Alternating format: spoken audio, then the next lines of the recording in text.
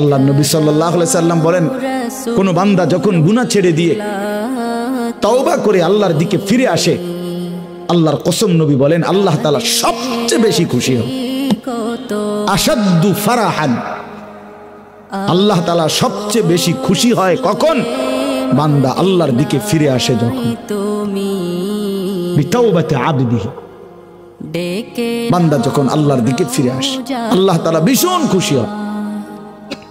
গুনার নাফরমানের জিন্দেগি ছেড়ে দিয়ে আল্লাহর দিকে যখন ফিরে আসে, আল্লাহ তাআলা তখন 7 আসমান সাজিয়ে দেয়, ফেরেশতাদেরকে বলে আসমান সাজিয়ে দাও, জান্নাত সাজিয়ে দাও।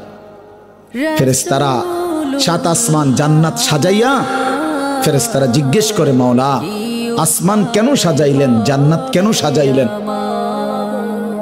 তো আল্লাহ তাআলা বলে আসলাহাল আবদু মাওলাহু, শোনো আজ এক গোলাম